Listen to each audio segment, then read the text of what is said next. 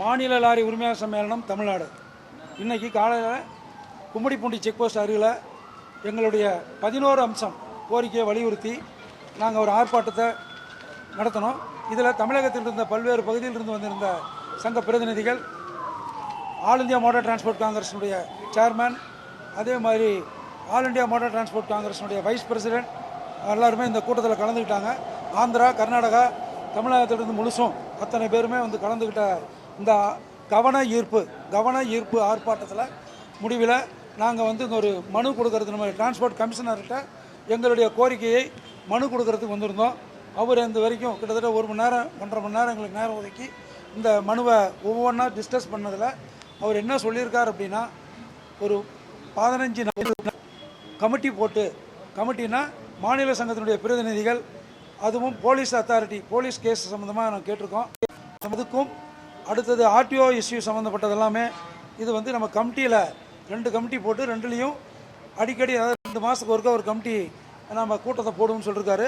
இந்த அவசரமான இஷ்யூவுக்கு மட்டும் இன்னும் ஒரு 10 டேஸில் அந்த கமிட்டியினுடைய உட்காந்து நம்ம முடிஞ்ச வரைக்கும் இதில் என்னென்ன இஷ்யூ சார்ட் அவுட் பண்ணலாம் அப்படின்னு சொல்லியிருக்காரு.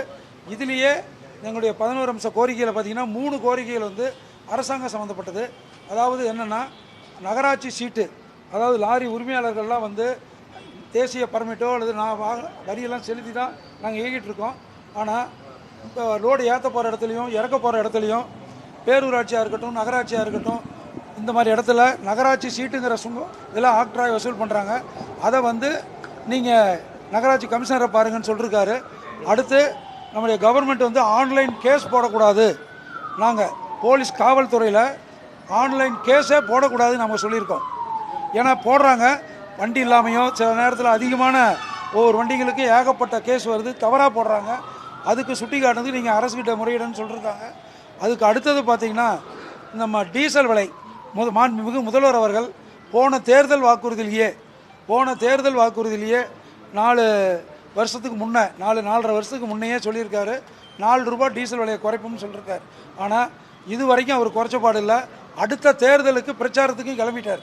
அடுத்த தேர்தலுக்கு அடுத்த மேனிஃபெஸ்டோ கூட வர்றதுக்கு உண்டான சூழ்நிலை உருவாகிட்டு இருக்கு. எதிர்க்கட்சி தலைவர் அவர் ஒரு பக்கம், இவர் ஒரு பக்கம் போயிட்டு இருக்கிறதுனால எங்கள் லாரி உரிமையாளர்களை பொறுத்த வரைக்கும் தமிழகத்தில் எந்த விதமான இதுவும் கண்டுக்கல. லாரி, அதாவது விவசாயத்துக்கு அடுத்தது நம்ம டிரான்ஸ்போர்ட்னு சொல்கிறோம். ஆனால் நாங்கள் வந்து வறுமை, ரொம்ப வாழ்வாதாரத்தில் பின்தங்கி இன்றைக்கி போக்குவரத்து தொழில் இருக்குது. எதுக்கு கவன ஈர்ப்புன்னு வச்சோம்னா, நாங்களும் லாரி உரிமையாளர்களும் தமிழ்நாட்டில் இருக்கிறோம்.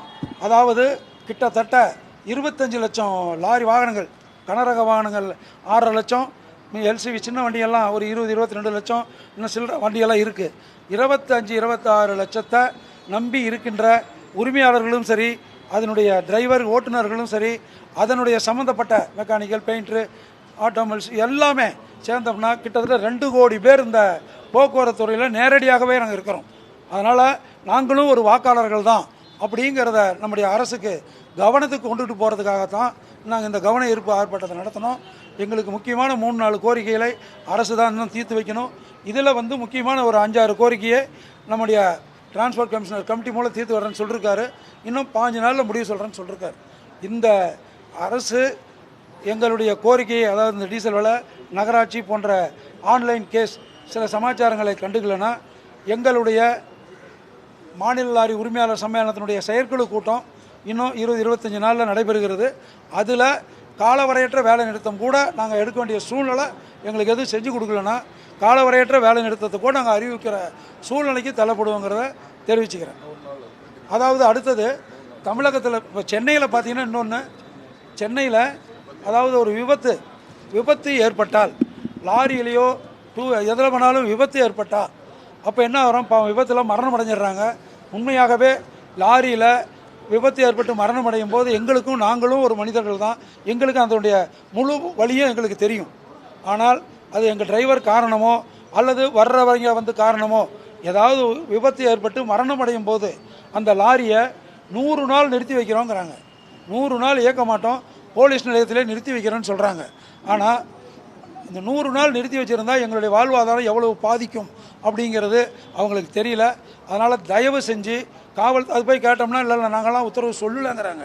ஆனால் இன்னைக்கு வரைக்கும் ஒரு வண்டி 20-25 நாளாக சென்னையில் நிற்கிது. 30 நாளாகவே நின்றுட்டு இருக்காங்க.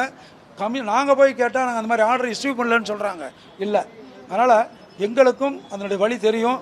ஆனால் அதுக்காக 100 நாள் ஒரு வண்டி போலீஸ் ஸ்டேஷனில் நின்னா அந்த வண்டி எப்படி இருக்கும் அப்படிங்கிறத நீங்களே கற்பனை பண்ணி பாருங்கள். முதல் நாள் டயர் இருக்காது, அடுத்து இன்ஜின் இருக்காது, கடைசியாக லாரியே இருக்காது. இந்த மாதிரி சூழ்நிலையில் எங்களை தள்ளப்படுறாங்க. அதே மாதிரி இதை ஒரு காரணம் காட்டி, காவல்துறையில் வந்து இதை ஒரு காரணம் காட்டி எனி டைம் போகணும் வரணும். இது வரைக்கும் சிட்டிக்குள்ளே எல்லா வண்டியுமே போயிட்டு வந்துக்கிட்டு இருந்தது. இப்போ சென்னையில் பொறுத்த வரைக்கும் இப்போ அதுக்கும் ஒரு ரெஸ்ட்ரிக்ஷன் உருவாக்கியிருக்காங்க. அது தாண்டி வாட்டர் டேங்காக இருந்தாலும் சரி, முக்கியமான அத்தியாவசிய பொருள் கூட கொண்டுட்டு போக முடியல. வேனு, மேக்ஸி, டூர்கே வேனு இதெல்லாமே எல்லா வண்டிகளுமே. அதனால் கவர்மெண்ட்டு இதையெல்லாம் ஒரு எங்களுடைய கனிவான கோரிக்கையை ஏற்று கண்டிப்பாக பரிசீலிக்குங்கிறத நம்புகிறோம்.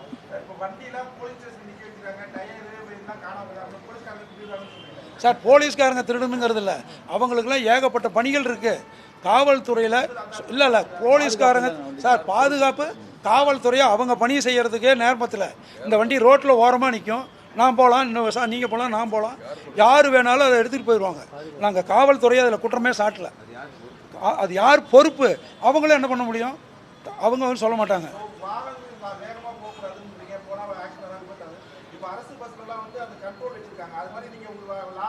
எல்லா வண்டியிலுமே வேக கட்டுப்பாட்டு கருவி இருக்குங்க. இருக்கு வேக கட்டுப்பாட்டு கருவி இருக்குது.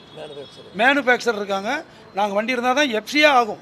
வேக கட்டுப்பாட்டு கருவி இருக்குது. நாங்கள் ஒன்றும் ஸ்பீடாக போகிறதுனாலையோ, ஒரு சில டூ வீலரில் வந்து எங்கள் வண்டியை மேலும் சார் ஆரன் இருக்கிறது 1-2 ஆரனுக்கும் இதுக்கும் இதுன்னு இல்லை, அதையும் தான் பார்க்குறோம். ஆரன் இல்லைன்னா நம்ம ஆர்டிஓவில் கடுமையான இது இருக்குது, ரூல்ஸும் இருக்குது, மெமோ இருக்குது. அதனால் நாங்கள் ஏதோ 1-2 தவறு பண்ணால் அதை நாங்கள் மாட்டிக்குவாங்க, செஞ்சுக்குவாங்க. அது எல்லாருமே ஆரன் இல்லைங்கிறது நீங்கள் கேட்குறது இது இல்லை சார். இப்போ எந்தெந்த மாநில லாரி உரிமையாளர் சம்மேளனம் அப்படின்னு தமிழ்நாட்டில் ஒன்று தான், புரியுதுங்களா? இது சொல்லி முடிச்சிடுறேன். இல்லை, தடைபடுற உணவுப் பொருட்கள் பூரா, ஏன்னா மேல்லையிலிருந்து வர்றது எல்லாமே இருக்குது. இதில் வந்து நாங்கள் மட்டும் சொல்ல முடியாது. எல்லாமே எங்கள் சங்கத்தில் பொறுப்பில் இருக்காங்க. இந்த மாநில சங்கத்தில் பெட்ரோல், வாட்டர் எல்லாமே பொறுப்பில் இருந்துட்டு இருக்கிற கிளை சங்கங்கள் தான். ஆமாம். இன்னும் வெளியில் 2-3 அமைப்பு இருக்காங்க. நாங்கள் அவங்களுடைய ஆதரவையும் கேட்போம். மணல் லாரி உரிமையாளர் சங்கம்லாம் பெருமளவில் இருக்காங்க. அவங்களுடைய ஆதரவையும் நாங்கள் கேட்போம். கேஸ் இருக்குது, அவங்களும் லாரி, அவங்களுக்கும் இந்த கஷ்டங்கள் இருக்குது. அவங்களுக்கு பால் இருக்குது. முடிஞ்ச வரைக்கும் அத்தியாவசியம் நாங்கள் போக மாட்டோம். நாமளும் ஒரு பொதுமக்கள் ஒருத்தர் தான். இருந்தாலும் இந்த நல்ல தீர்வு ஏற்படுங்கிறத நம்புகிறோம்.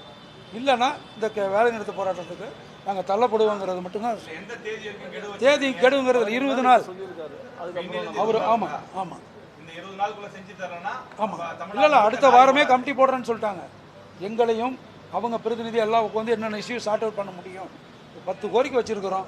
ஒரு 6 கோரிக்கை சார்ட் அவுட் ஆகிட்டா கூட மீதி கவர்மெண்ட்டுக்கிட்ட தான். அதனால் எங்களுடைய நோக்கம் பொதுமக்களுக்கு இடையூறான ஸ்ட்ரைக் பண்ணுறதுடைய நோக்கம் இல்லை. ஆனால் எங்கள் லாரியே இப்போ பாதி லாரி ஸ்ட்ரைக்கு மாதிரி தான் நின்றுட்டு இருக்கு. வாடகை கிடைக்காம எங்களால் தொழிலே செய்ய முடியாத ஒரு சூழ்நிலையில் தான் நாங்கள் நிறுத்திக்கிட்டு இருக்கிறோம். அதனால் நாங்கள் பொதுமக்களுக்கு இடையிடக்கூடிய இல்லை.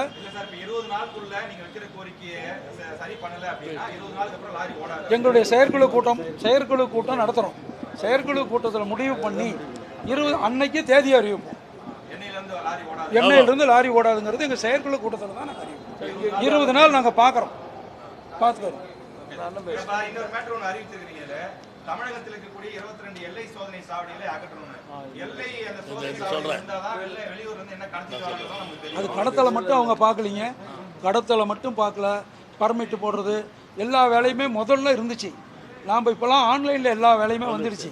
காவல்துறை இருக்கிறாங்க, அவங்க கடத்தலோ மற்றதெல்லாம் அழகாக கண்டுபிடிச்சிட்டு இருக்காங்க. சமீப காலத்தில் கூட காவல்துறை தான் நிறைய பிடிச்சிருக்காங்க. அது இந்த இவங்க தான் சோதனை சாவடியில் தான் பண்ணுறாங்க அப்படிங்கிறதெல்லாம் ஒரு மாயை. ஆனால் எங்களை பொறுத்த வரைக்கும் அங்கே வந்து எல்லை சாதனை சாவடியில் பொறுத்த வரைக்கும் சலான் தான். சலான்னா அது ஒரு வகையான பணம். எங்களுக்கு ஒரு வண்டிக்கு 1000 2000 லஞ்சமாக கொடுத்துட்டு தான் போக வேண்டியது இருக்குது. என்ன பொய்? ஆமாம். இதில் மாற்று கருத்து இல்லை. அதனால தான் நாங்கள் அதை வேண்டாம். ஆன்லைன்லேயே எல்லா வேலையும் வந்துருச்சு, என்ன பண்ணுறாங்க? நீங்கள் கேட்ட மாதிரி போதை வசதிகள் அது காவல்துறை அருமையாக இப்போ பிடிச்சிருக்காங்க. நம்ம அதெல்லாம் அவங்களுக்கு பாராட்டு சொல்லலாம் சாவடி இருந்ததுன்னா வண்டி ஸ்லோ பண்ணி போவாங்க. அந்த நிறைய சார். ஸ்லோங்கிறதெல்லாம் இல்லை, இது இருக்குல்ல, ஸ்பீடு பிரேக்கர் இருக்காங்க, அல்லது டோல்கேட்டே இருக்குது, எல்லா இடத்துலையுமே இருக்குது.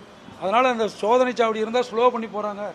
1-2 வேணால் கடத்தில் இங்கே பார்க்கலாமே ஒழிய அக்யூரேட்டாக எல்லா ஆஃபீஸரும் போய் எந்திரிச்சு வண்டியாக பார்க்குறாங்க. பில்லு தானே சார். 22 சோதனை சாவடி இருக்குது, 1 மட்டும் இன்னும் இல்லை எங்களை, மீதி 21 அப்படி தான். எல்லாத்தையும் சோதனை சாவடியும் வேண்டாங்கிறோம், தேவையில்லை. அது இல்லாமல் என்ன காரணம்னா ஆள் பற்றாக்குறை இருக்குது. ஒரு ஆர்டிஓ ஆஃபீஸில் 3 பேர் தான். ஆர்டிஓ ஆஃபீஸில் ஒரு இன்ஸ்பெக்டர் 3 ஆஃபீஸில் போய் எஃப்சி அதெல்லாம் பார்த்துட்டு இருக்காங்க. அதனால் ஆள் பற்றாக்குறையே நிறையா இருக்குது. இந்த மாதிரி சூழ்நிலை ஏன் அங்கே இருக்கிற இங்கே தூக்கி போட்டால் அவங்க பொதுமக்களுக்காக இடம் இல்லாமல் இருக்குமே சார். லஞ்சம் வாங்கலான்னு போடல, நல்லா பாருங்க. குத்தகைதாரர்னா நகராட்சி சீட்டு உதாரணத்துக்கு ராணிப்பேட்டை, அதாவது நாங்கள் லோடு ஏற்ற போவோம் இல்லை இறக்க போவோம், அந்த மாதிரி நேரத்தில் நகராட்சியில் ஏழை விட்டுருப்பாங்க, அந்த சீட்டை கொண்டாந்து கொடுப்பாங்க. நகராட்சி சீட்டுன்னு கொடுப்பாங்க. ஆனால் அவங்க ஏலத்தில் எடுத்துகிட்டு ஏலமே நாங்கள் என்ன சொல்கிறோம்னா, நாங்கள் தமிழக அரசுக்கும் டேக்ஸ் கட்டுறோம், தேசிய பர்மிட் எல்லாமே நாங்கள் கட்டுறோம். ஏன் இது மட்டும் ஏன் தனியாக அந்த கார்பரேஷனுக்கு அவங்க மூலியமாக வசூல் பண்ணுறதுக்கு நாங்கள் ஏன் கட்டணும்? ஒன்று. இன்னொன்று, அவங்க சப்போஸ் இந்த நகராட்சியிலேயே 25 ரூபா லாரிக்கு அப்படின்னு கொடுத்துருந்தா அது கெஜெட்டில் இருக்கும். ஆனால் இவங்க 100 ரூபா 150 ரூபான்னு பிரிண்ட் அடிச்சுக்கிட்டு எங்ககிட்ட வாங்குவாங்க. எங்கள் டிரைவர் சிங்கிளாக போய் மாட்டிக்குவான். அவனுக்கு எப்படி தெரியும்? இல்லைன்னா மிரட்டுவாங்க. நாங்கள் ஓனரில் ஒவ்வொரு இடத்துல இருப்பாங்க தமிழகத்தில். அதுதாங்க, வேற ஒன்றும் இல்லை. டீசல் விலை 4 ரூபாய் குறைக்கணும் தமிழக அரசு சொல்லிருந்தாங்க, அதை பண்ணணும்னு கேட்டிருக்கீங்க. அதுக்கு ஏற்கனவே தமிழக அரசு விளக்கம் கொடுத்துட்டாங்க. என்ன விளக்கம் கொடுத்துருக்காங்க? டீசல் வந்து பாத்தீங்கன்னா ஒரு நாளைக்கு 100 லிட்டர் கூட போடுவாங்க, அவ்வளவுக்கு எப்படி நாங்க மானியம் கொடுக்க முடியும் அப்படின்னு சொல்லி மானியங்கிற வேட எடுத்துருங்க. இல்ல குறைக்கிறேன் பெட்ரோல் பண்ணாரு சார். ஒரு நாளைக்கு 5 லிட்டர் இல்லைங்க, இதை அறிவிக்கும் போது இதை அறிவிச்சார்ல, தேர்தல் அறிக்கையில் அறிவிச்சார்ல, அப்போ அவருக்கு தெரியுமா தெரியாதா எதில் கொடுக்கணும்னு? மானியமாக கொடுக்கணுமா, குறைக்கணுமா, வேண்டாமா? அந்த 4 ரூபா குறைப்புன்னு சொன்னதே அவர் தானே. ஏதோ ஒரு வகையில் குறைக்கிறேன்னு தானே சொன்னார். ஏகப்பட்ட பணம் தமிழ்நாட்டினுடைய வரிகள் அதர் ஸ்டேட் பாண்டிச்சேரிக்கும் கர்நாடகாவுக்கும் போயிட்டு இருக்குது. டீசல் விலை கம்மி, கர்நாடகாவில் 8 ரூபாய் கம்மி விலை கம்மிங்க. அங்கே எல்லா வண்டியும் அங்கே போடுது. அதே மாதிரி பாண்டிச்சேரிலையும் 8 ரூபாய் கம்மி. இந்த விலை குறைஞ்சதுனால தமிழ்நாட்டு வண்டிங்க அந்த ஊருங்களில் போய் டீசல் போடுறாங்க. கிட்டத்தட்ட ஒரு நாளைக்கு இந்த பெட்ரோல் பங்கு இவங்களுக்கு வந்து 7000 கோடி வருஷத்துக்கு வரவு செலவு பண்ற 40 பெட்ரோல் பங்கு இதுக்கு இருக்குது, தொழிற்சங்கத்துக்கு, அந்த மன்னிக்கணும் லாரியா பெடரேஷனுக்கு. அந்த இதுல வந்து போடக்கூடிய லாரியில இப்ப கர்நாடகாவில் போய் போறாங்க. 50 லிட்டர் போடுறாங்க, 500 லிட்டர் போடுறாங்க. ஒரு நாளைக்கு வருமானம் போகுது. 18,000 வண்டிக்கு மேல தமிழ்நாட்டில இருந்து கர்நாடக மாநிலத்தில் போகுது. ஒவ்வொரு வண்டியும் கர்நாடக மாநிலத்தில் தான் டீசல் பிடிக்குது. அதனால இழப்பு வந்து தமிழக அரசுக்கு அது நல்லா ஆராயணும். இந்தியாவிலே இல்லாத ஒரு சட்டத்தை தமிழ்நாட்டில் போட்டிருக்காங்க. நெய்பரிங் ஸ்டேட் கர்நாடகாவில் ஸ்பீட் கவர்னர் இல்லை, கர்நாடகாவில் ஒளிரும் பட்டை எங்க வேணாலும் போட்டுக்கலாம். இங்க ஒரு 4-5 பேருக்கு தாரவாரத்து கொடுத்துட்டு அவங்க தான் போடணுன்ற சட்டத்தை ஏன் பண்றாங்கன்னு எங்களுக்கு புரியுது, ஆச்சரியமா இருக்கு.